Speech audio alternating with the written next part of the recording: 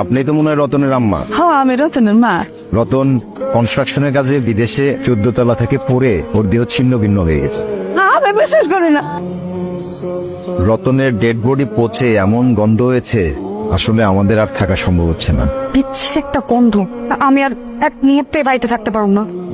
আমি আমার বাপের বাড়ি যেতেছি। আপনার ছেলে লাশের গন্ধ তো আমি এই বাড়িতে থাকতেই পারতেছি না। বাবা, তুমি এতটা সত্যবাদ। আমার পোলা শুধুমাত্র তোমার সুখের কথা চিন্তা করে বিদেশ গেছিল, আর তার লাশের গন্ধ সহ্য করতে না পারা তুমি বাড়ি ছেড়ে চলে যাইতেছো। হ্যালো আব্বা, আমার ওই টাকার মেশিনটা পয়সা নষ্ট হয়ে গেছে, এখন দুর্গন্ধ ছড়াইতেছে। আর ওই দুর্গন্ধে আমি এই বাড়িতে একদমই টিকতে পারতেছি না। আব্বা, আপনি আমার যেমনি ওকে বাড়ি থেকে নিয়ে যান। মানে তোমার জামাই বিদেশে কয়দিন আগে মারা গেছে। গ্রামবাসী বলা বলি করতেছিল লাশের গন্ধে নাকি তোমাকে বাড়ির আশেপাশে যাইতে পারতেছে না। আমি পরের পাতা দিয়ে গোসল করায় দিই, শেষ গোসলটা। না না না না চাচি, আমি যাইতে পারবো না। ওই পচা লাশের পাশে আমার যাওয়া সম্ভব না।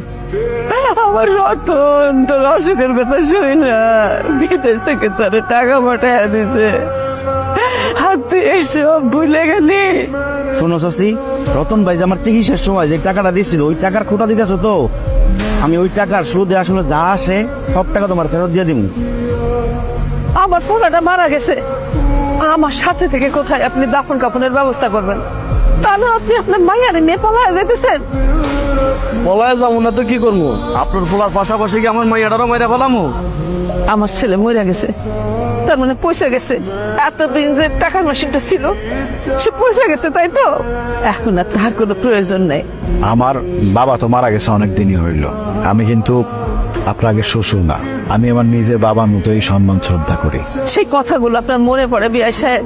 আপনি না আমারে বলছিলেন আমার ছেলে আপনার ছেলে, আর আজকে আমার ছেলের লাশের গন্ধে আপনি আপনার মায়ের নিয়ে বাড়ি ছেড়ে চলে যেতেছে। সেদিনের কথাগুলো আবেগে বইলা ফেলাইছে। যে মইরা গেছে সে পয়সা গেছে, তার সাথে সাথে আমগোর লগে সম্পর্কটাও শেষ হয়ে গেছে গা।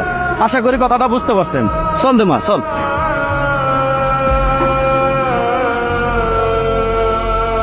আসসালামু আলাইকুম। আপনি? আমি আপনাকে পাশের উপজেলার একটা মসজিদের ইমাম হুজুর। আপনাকে বাড়িতে কে মারা গেছে? আমার ছেলে মারা গেছে। আপনার ছেলেটা বিদেশ থাকে? আমার সেই ছেলেটাই মারা গেছে ইমাম সাহেব। ওর লাশের গন্ধে ওর বন্ধু বান্ধব আত্মীয় স্বজন গ্রামের মানুষ সবাই চলে গেছে, এমনকি তার বউ পর্যন্ত চলে গেছে। আমি তো কোনো পচা গন্ধ পাইতেছি না, আমি পাইতেছি সুগন্ধ। আর এরকম সুগন্ধ আমি আমার জীবনে কোনোদিন পাই নাই, বিশ্বাস করেন। আপনার ছেলের লাশের থেকে কোনো দুর্গন্ধ বাইরিতেছে না। এই ইমাম সাহেব আসার পর লাশের ভেতর থেকে একটা সুগন্ধ বের হইতেছে। তো ইমাম সাহেব, আপনি কি আগে থেকে আমার ছেলেরে চিনতেন? আপনার ছেলের আমি আগে থেকেই চিনতাম। আর আপনার ছেলে বিদেশ যাওয়ার পরে আপনার ছেলের সাথে আমার নিয়মিত কথা হইত। তাইলে শোনেন, বাবার জমি বিক্রি করা এতগুলো টাকা হারাই ফেলাই না। আসসালামু আলাইকুম। এটা তো আমার ব্যাগ, আপনি কোথায় পেলে? আমি জেলা শহর থেকে আসার সময় বাসে বা কোথায় রেখে এসছি আমি নিজেই ভুলে গেছি। আমার ব্যাগটা হারাই গেছিল। আপনার কাছে ব্যাগটা আমার? জি, এটা আপনারই ব্যাগ। তবে ব্যাগের ভিতরে যে পাসপোর্ট আর ভোটার আইডি কার্ড ছিল, জি, সেখান থেকে আপনার বাড়ির ঠিকানা নিয়ে তারপর আপনার বাড়ি খুঁজে বাইরে করে চলে আসছে। আপনার টাকা আবার আপনি ফিরে পাইছেন।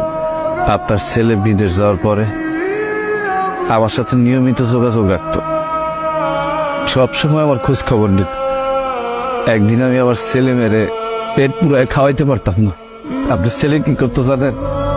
প্রত্যেক মাসে মাসে আমার টাকা পাঠাইত, আমি নিতে চাইতাম না, কিন্তু আমার কইতো এটা আমার ভাতিজা আর ভাতিজির জন্য, আপনি না করতে পারবেন না। এখন আমি আমার ছেলে মেয়ে সংসার নিয়ে অনেক ভালো আছি। সে সব সময় ফোন করে আমার খোঁজ খবর নিত, আমার পরিবারের খোঁজ খবর নিত। কিন্তু হঠাৎ করে সে কয়েকদিন ধরে আমার ফোন দিতেছিল না। তখন আমি তার নাম্বারে ফোন দিলাম, দেখি মোবাইল বন্ধ। তখনই না আমার মনের ভিতরে জানি কেমন লাগতেছিল, তাই আমি দৌড়ে চলে আসলাম। আমার মন কিন্তু বলতেছিল কোনো না কোনো মানুষ আমার ছেলেদের দাফন করার জন্য আসবে। আপনি আইছেন।